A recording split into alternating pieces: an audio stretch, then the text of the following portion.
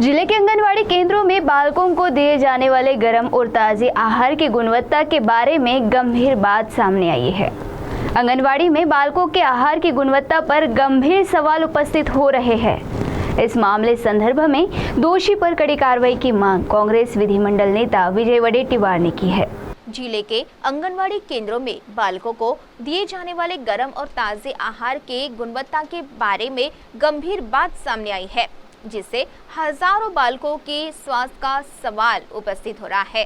गोंडपिपरी और पोम्भोना तहसील के एकात्मक बाल विकास सेवा योजना अंतर्गत आंगनवाड़ी केंद्रों को दिए जाने वाले आहार की प्रयोगशाला द्वारा जांच की गई, तभी खाद्य पदार्थ निर्धारित मापदंड के अनुसार न होने का, वहीं कुछ पदार्थ सेवन के लिए असुरक्षित होने का जांच अहवाल में सामने आया। इस गंभीर मामले पर विधिमंडल पक्ष नेता विजय वडेट्टीवार ने पत्रकार परिषद लेकर सरकार और प्रशासन को आड़े हाथ लिया।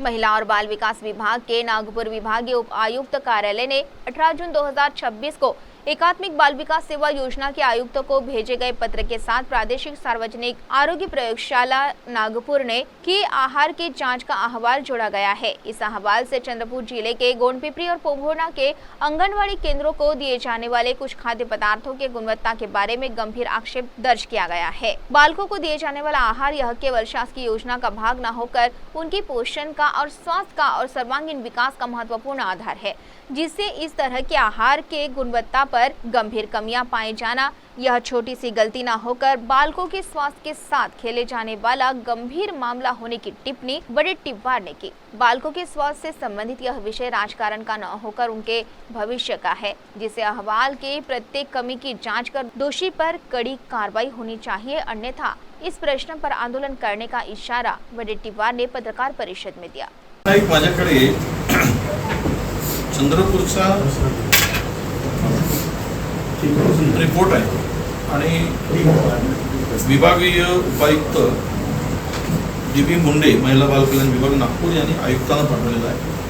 हा चंद्रपूर जिल्ह्यातील अंगणवाड्यांना जे THR पुरवला जातो त्याच्या संदर्भातला रिपोर्ट। मध्यंतरीच्या काळामध्ये अंगणवाडीच्या संदर्भात खूप तक्रारी येत होत्या की जे ते THR मिळते, जो राज्याच्या तिजोरीतून 1700 कोटी रुपये महाराष्ट्रात उधळले जातात, आता तो वाढून कदाचित त्यावेळेचा आकडा होता, आता तो कदाचित 2500-2600 कोटीपर्यंत गेला असेल।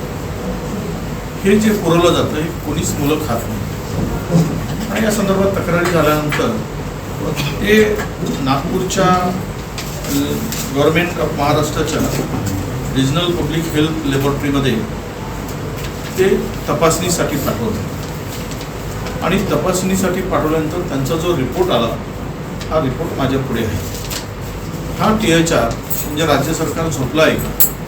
टक्केवारीमध्ये इतकं मशगूल झालं आहे की पोरांच्या भविष्याबरोबर राज्यामध्ये ठेकेदाराचा पोट भरण्यासाठी हे सगळे धंदे मोठ्या प्रमाणात सुरू आहे आणि टक्केवारीमध्ये इतकं मशगूल आहे की पोरं जगली काय मेली काय याच्याशी काही देणं घेणं नाही, अशा प्रकारचा हा निगेटिव्ह रिपोर्ट आहे। या रिपोर्टमध्ये पूर्णतः जे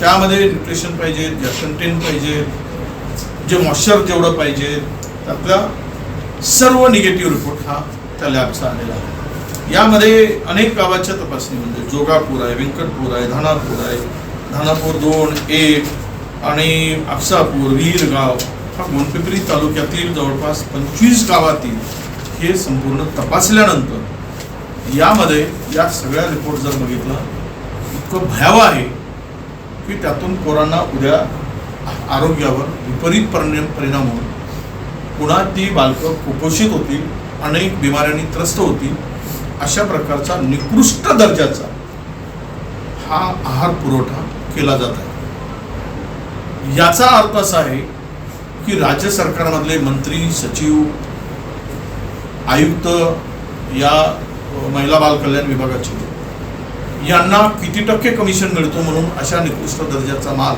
अंगणवाडीमध्ये पुरवला जातो आहे। मुख्यमंत्र्यांचं लक्ष कुठे आहे? त्यांनी या विभागावर ते राष्ट्रवादीकडे खात आहे म्हणून लक्ष देत नाही का? हाही खरा प्रश्न आहे।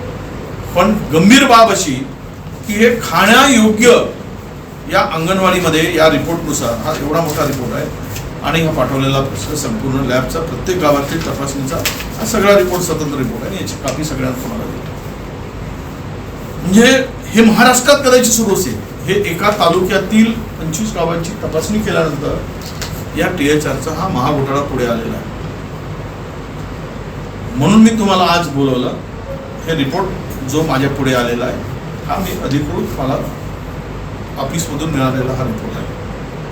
मला एवढीच मागणी आहे, जो कंत्राटदार असेल तो त्याच्यावर गुन्हे दाखल झाले पाहिजे. हा कोण पुरवठादार आहे मी त्याचं नाव घेऊ इच्छित नाही, मला नाव घ्यायची गरज नाही. पण हे जे कोणी पुरवठादार कंत्राटदार असतील त्याच्यावर सदोष मनुष्यवधाचा गुन्हा दाखल झाला पाहिजे. त्याला ब्लॅकलिस्टेड केलं गेलं पाहिजे. याच्याकडून काम काढून घेतलं गेलं पाहिजे. यांच्यावर कडक कारवाई झाली पाहिजे.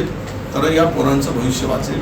नान्यता या पोरांचं भविष्य उद्ध्वस्त होईल. त्यांचं त्या लहान बालकावर, अंगणवाडीमध्ये जाणाऱ्या बालकावर ते सर्व खाद्य घेतात जबरदस्तीनं आणि फेकून देतात.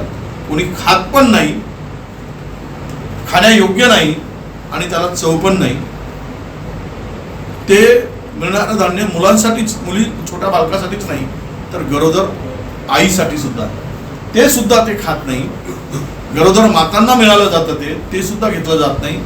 म्हणजे सरकारची तिजोरीची लूट ठेकेदाराला पोचण्यासाठी आणि कंत्राटदाराचं पोट भरण्यासाठी आणि त्या विभागातील टक्केवारी घेण्यासाठी हा धंदा राज्यात प्रचंड मोठ्या प्रमाणात सुरू आहे आणि याची सर्वकाही चौकशी व्हावी अशी माझी मागणी आहे.